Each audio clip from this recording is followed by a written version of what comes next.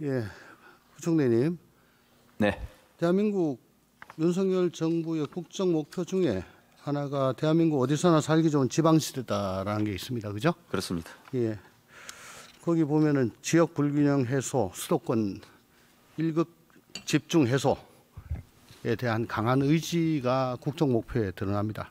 네. 이를 위해서 기재부를 포함해서 6개 부처 10대 국정과제를 추진한 걸로 되어 있습니다. 어떻게 잘 돼 가고 있습니까? 예, 열심히. 예. 근데 지금 여당이 추진하는 메가 서울 정책, 이건 국정 목표와 좀 상충되는 거 아니냐. 제가 보기에는 오히려 서울에서만 살기 좋은 서울시대로 국정 목표가 좀 바뀌고 있는 거 아니냐, 그런 생각이 듭니다. 대통령께서는 지난 11월 2일 제1회 지방자치 및 균형발전의 날에 참석하셨습니다. 그 자리에서 다음 PPT, 정말 좋은 말씀 많이 하셨는데, 특히 국가 균형 발전이란 수도권 못지않게 따라잡자는 것, 우리 함께 잘 살아봅시다, 이런 말씀도 하셨고요. 균형 발전에 대한 강력한 의지 또 추진하겠다는 뭐 그런 뜻을 비추셨습니다. 그런데 그 자리에는 여당 당대표와 원내대표도 참석을 하셨죠. 근데 같은 날 여당은 김포뿐 아니고 하남, 광명, 고양, 부천, 구리 등 서울 접경 도시들의 서울 편입, 주민이 원하면 추진하겠다라고 했고요. 또 당내에 수도권 주민 편입 개선 TF를 구성을 했습니다. 결과적으로 대통령의 행사는 상대적으로 묻혀버리고 모든 관심과 집중은 당의 이 발표에 압도되는 그런 형국이었습니다. 대통령실에서 브리핑한 지방자치분권 및 지역균형 발전에 관한 특별법이라고 있습니다. 그건 제가 행안위원으로 있을 때 직접 소위에서 여러 차례 심의를 했던 그런 법입니다. 지방분권과 균형발전이라는 대명제에는 여야 간에 아무런 이견이 없었습니다. 그런데 굉장히 격렬한 논의가 있었습니다. 왜냐? 이거는 국가 100년 대계와 관련된 거기 때문에 굉장히 이건 심사숙고를 하고 어떻게 하면 대한민국이 좀 더 반듯하게 잘 될 수 있을까? 그런 쪽에 논의가 이어졌죠. 그때 여당 의원들께서는 이 국정 과제다, 국정 목표다. 그러니까 빨리 법을 해야 된다라는 것과 함께 지방 소멸의 우려, 또 균형 발전의 필요성, 이런 것들을 내세우시면서 이건 통과돼야 된다고 참 굉장히 강력히 주장을 하셨던 모습이 선합니다. 그 법에 따라 가지고 대통령 직속 지방시대위원회라고 있고 11월 1일 날 지방시대 종합계획을 발표했습니다. 대통령 행사 전날 했죠.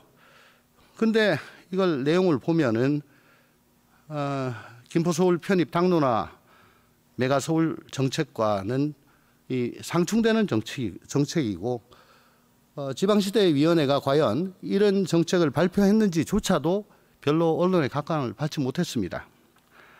드디어 당정 일체가 아닌 당정 분리로 이제 기조를 잡은 건지, 그렇다면 진짜 이건 환영을 할 만한 일인데 도대체 이 어떻게 하시라는 건지 지금 의구심이 들어가지고 제가 이 자리에서 여쭙는 겁니다. 그게 아니라면 윤석열 정부는 앞에서는 지방시대를 외치고 뒤로는 서울 1극 체제의 대한민국을 추진하고 계시는 거에 되거든요. 김포시를 비롯한 서울 접경 도시들의 서울 편입 움직임, 또 여기에 대한 여당의 지금 푸시에 대해서 부총리님 입장은 간략하게 좀 말씀해 줄 수 있겠습니까? 예, 아직은 이제 당에서 아마 이슈 제기를 하신 걸로 알고 있고, 당에서 이제 뭐 제기할 때는 여러 준비가 있었던 걸로 추정이 됩니다만, 제가 뭐 정확히 당내 사정은 잘 모르겠습니다. 어쨌거나 이런 이슈는 지금 더 큰 차원에서 걱정은 하시지만은 우선은 지방 각 관련 지자체 주민들 그리고 관련 지자체 의사가 굉장히 중요할 거다. 그런데 대한민국에 서울 둘러싼 접경 도시만 있는 게 아니고요. 예. 여기에 움직이게 되면은 딴 데도 같이 움직이기 때문에 좀 겁니다. 알겠습니다. 예. 통계청장님, 네. 네. 김포시 출퇴근 인구의 85%가 김포로 출퇴근한다. 그걸 이 편입의 근거로 처음에 들었습니다. 저번에 통계청장님이 확인 못했다라고 말씀하셨는데 이거 엉터리죠? 저거는 김포 골드라인 탑승객 중에 85%가 서울 김포공항역에서 하차를 한다. 이 통계거든요. 그렇지 않습니까? 예, 골든타임 그 하차율은 제가 잘 저희 통계치에서 확인이 어렵고요. 예. 말씀하신 인구 주택 총조사에 따르면 예, 그건 제가 또 말씀드릴 겁니다. 예, 저 보시죠. 2020년도 인구 주택 총조사 5년마다 하죠. 거기 보면은 김포 서울 지역 통근 인원은 6만 명입니다. 경기도 31개 기초단체 중에 10번째. 그리고 통근 비율은 12.7%. 31개 기초단체 중에 11번째입니다. 이거는 저 통계청에서 작성한 자료 맞죠? 예, 맞습니다. 예. 그렇게 따지면 지금 생활권과 행정구역을 일치시켜야 된다. 이걸 명분으로 내걸고 있는데 그러면 김포시보다 더 위에 있는 도시들은 그 논리에 의하면은 김포보다는 그 필요성이 더 많다고 할 수 있겠죠? 뭐 답변하시기 곤란하면 안 해도 되겠습니다. 제가 다만 청장님께 말씀드리고 싶은 거는 엉터리 통계를 근거로 해가지고 국가 100년 대계를 좌우할 정책이 졸속으로 발표되고 추진된다면은 통계청장으로서 마땅히 제대로 된 수치는 이거다라고 말씀을 해주셔야 되는 거 아닙니까? 네, 답변하셔서 좋습니다. 복지부 장관님. 네. 지금 한국은행이 최근 11월 2일 날 발표한 지역 간 인구 이동과 지역 경제란 보고서입니다. 네. 그 내용 중에 특히 15에서 34세 청년층들이 수도권으로 집중 유입되고 있다. 여기 뭐 여러 가지 이유가 있겠죠. 그 빨간 거 보시면은 인구가 높을수록 경쟁이 치열해지고 그 경쟁에서 살아남기 위해서 출산 같은 건 늦춘다. 그래서 저출산의 요인이 된다라는 한국은행 보고서가 있습니다. 동의하십니까? 네, 뭐 저출산 요인은 여러 가지가 있겠지만 저것도 뭐 요인 중에 하나라고 생각이. 예, 서울의 저출산율이 0.5 얼마죠? 55인가요? 네. 네. 근데 계속 이런 식으로 서울에 모으는 게 저출산 대책과 상충하는 거라고 생각하지 않습니까? 그게 더 고쳐가 되는 거 아닙니까? 그건 또 다른 측면도 한번 봐야 된다고 생각이 듭니다. 아니 예. 생각해 보세요. 모이면은 계속 이 경쟁이 격화됩니다. 경쟁이 격화되면은 출산해 가지고 내가 출산을 핸디캡으로 생각하는 거예요. 근데 의원님 그 세종시나 그런 데를 보면은 도시화가 돼서 그다음에 양육이나 교육 조건이 좋아지면 또 출생률이 올라가고 있는. 아니 지금 것도 수도권 있습니다. 얘기하는 겁니다. 예. 국토교통부 장관님 안 계시죠? 차관님 나오셨나요? 예. 예. 저 제주에서 비행기 타고 서울까지 얼마 걸리죠? 1시간 걸리죠? 예. 제주 도민들이 비행기 타면 우리 서울까지 1시간 걸린다. 김포보다 더 가깝다. 우리도 서울로 편입시켜달라라고 한답니다. 물론 이건 뭐 비아냥거리는 거겠습니다만은 이거 이런 식으로 자꾸 희화화되는 게 적절하다고 생각하십니까? 그리고 지금 벌써 김포 부동산이 들썩이고 있습니다. 문의가 많아지고 있고요. 하남 위례 신도시를 봐도 성남 하남보다 송파에 있는 같은 단지인데도 불구하고 아파트는 동일 평수인데도 2, 3억이 더 비싸다는 거 잘 알고 계시죠? 네. 예, 이렇게 올라가면 소유자는 좋습니다. 근데 거기 세입자들은 어떻게 하죠? 월세나 전세가 같이 올라가는 거 아니겠습니까? 거기에 대한 대책은 있습니까? 또 그 아직까지 무주택인 사람들 집 한 칸 겨우 마련을 하려고 했는데 갑자기 근거 놓은 게 없어지면서 한 2, 3억 올라갔다. 내 집 마련은 어떻게 하죠? 해양수산부 장관님. 예.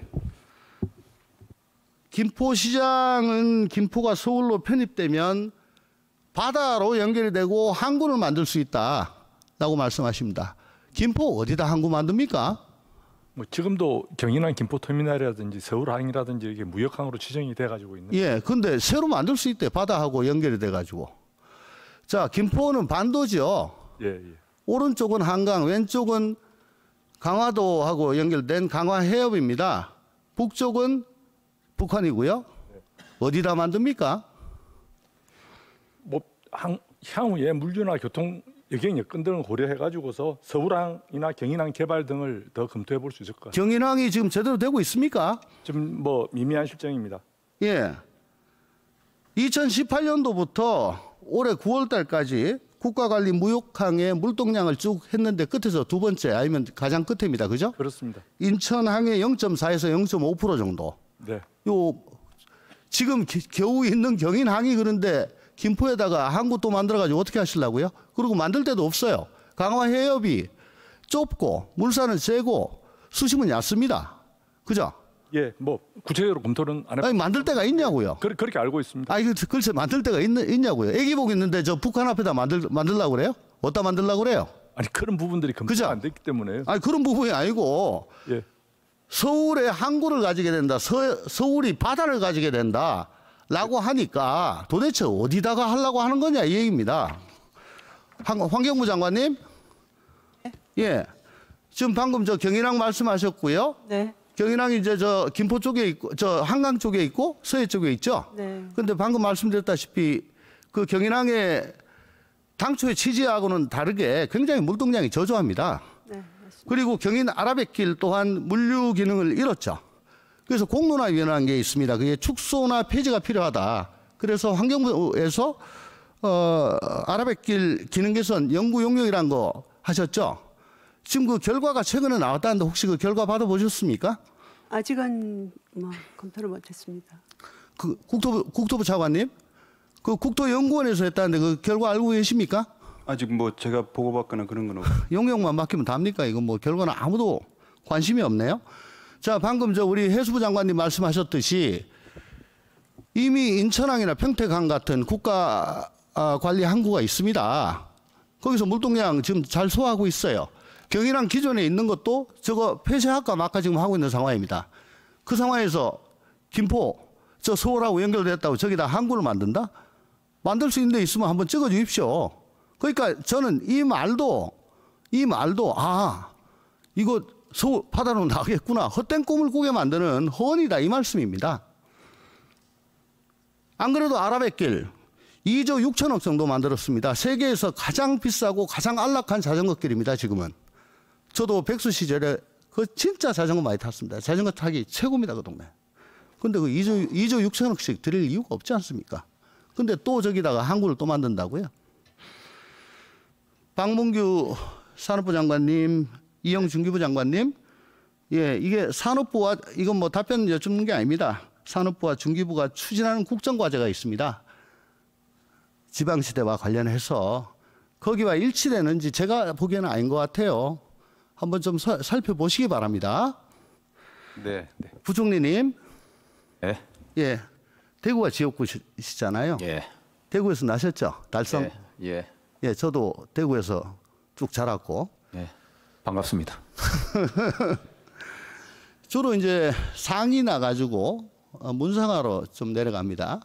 내려갈 때마다 고향이 참 활력이 점점 더 떨어지는 것 같은 그런 느낌을 지울 수가 없어요. 안타까운 심정입니다. 지금 부총리께서는 거기 지역구시고, 그러니까 저보다 훨씬 더 대구의 사정에 대해서 밝으실 건데, 하물며 대구라는 광역시까지도 지금 저럴진데 서울을 갖다 이렇게 크게 키워놓으면은 어떻게 되겠어요? 안 그래도 서울로 다 몰리는데 부산도 지금 젊은이들이 전부 다 계속 빠져가지고 인구가 지금 감소하고 있지 않습니까? 대구는 더 하지 않습니까? 국토 균형 발전하고는 안 맞는다는 거는 부총리께서 너무나 잘 아실 거라고 제가 생각을 합니다. 이게 바로 서울 일극 체제의 폐해다. 뭐 베이징, 파리, 런던 뭐 어디보다 뭐 작고 아니 근데 그런 나라들 베이징만 해도 샹하이가 있고 다극 체제잖아요. 우리나라는 지금 제발 다극 체제 좀 만들어 보자라는 거 아니겠습니까? 그리고 군의군을 대구시에 편입시키려다가 그 얼마나 고생했습니까? 수도권도 아닌데 김포를 그렇게 편입시킨다는 거, 더 나아가서 원하면 다 해주겠다는 거, 이거는 서울과 비서울로 그냥 나누자라는 거에 불과합니다. 이렇게 국정 운영에 책임 있는 정부 집권 여당이 국가 백년대계로 풀어야 될 문제를 별 그렇게 큰 고민도 또 공론화도 없이 그냥 불쑥 던지고, 이건 떴다방이에요. 이렇게 추진을 하는 것에 경악을 금할 수가 없다. 더군다나 보수 정당이 그간 국가가 추진해온 모든 정책과 배치되고 대한민국의 발전 방향, 지속 가능성에 역행되는 그런 역방향 정책이다라고 저는 생각을 합니다. 부총리님과 저처럼 대구에 고향을 둔 사람들은 그런 건 딱 보면 그냥 느끼실 겁니다. 그리고 이렇게 김포 등 몇 개 지역만 찍어가지고 니네들 손들면 다 넣어줄게 이렇게 하시면 이건 정말 갈라치기죠. 그보다는 국가 경쟁력을 전체로 두고 보고 거기다 지방 재정과 교육, 문화, 복지, 뭐 이런 의료 이런 것들까지 다 포괄적으로 고려해서 대한민국 전체를 놓고 중장기적 관점에서 앞으로 30년, 40년, 50년 앞을 내다보면서 적어도 5년, 적어도 10년 정도 치열한 토론과 논쟁, 공론화를 거쳐가지고 결정을 해야 될 그런 문제라고 저는 보는 겁니다. 이렇게 그냥 뚝딱뚝딱 할 일이 아니다. 이거 뭐 총선 끝나면 대한민국 없어지는 거 아니잖아요. 왜 이렇게 떴다방처럼 하는 거냐. 그게 답답해서 드린 말씀이에요. 부총님도 잘 아시다시피 이 행정 이 편입 같은 이 지금 편입이지만 사실은 행정 체제 개편이 87년도부터 국회에서 논의가 되었었습니다. 그죠? 수차례 논의가 되었죠. 근데 본격적으로는 17대 국회에서 우리 존경하는 이달곤 의원님께서 그때 행안부 장관으로 계시고 하면서 행정 그 단계를 그 광역을 줄이고 전국을 70개 시군을 이제 통합을 해서 70개로 만드는 뭐 그런 거 기본 정책을 말씀하셨죠. 그런 통폐합안을 말씀하셨습니다. 18대 국회에도 특위를 구성해서 같이 머리를 맞대고 고민을 했었습니다. 그렇지만 이게 이제 각 의원들의 지역구와 직접적으로 관련이 되다 보니까 방향은 맞는데 내 발밑이 흔들리면 안 된다. 다들 이런 이기심 때문에 이게 안 된 건데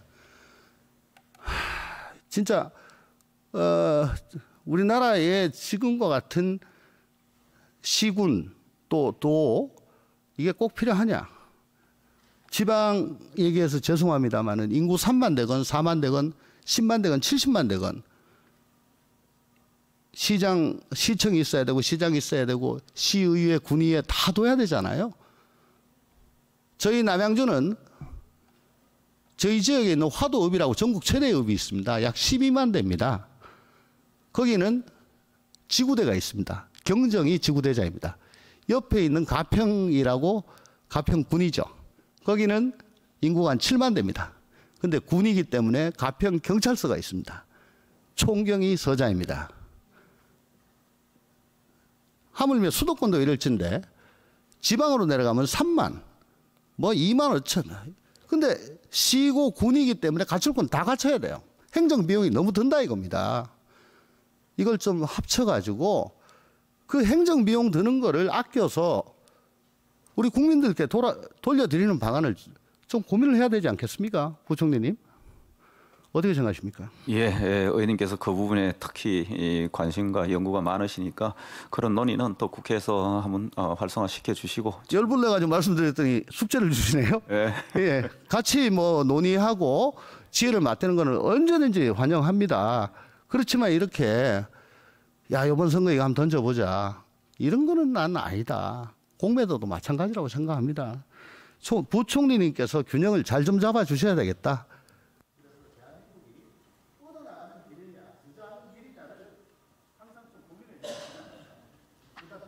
예, 알겠습니다. 뭐 책임 있는 여당이니까 여당도 많은 연구 검토 끝에 안을 제시했지 않았을까 싶고 저희들이 때가 되면 또 저희들도 검토하도록 하겠습니다. 예, 좋은 말씀 감사합니다.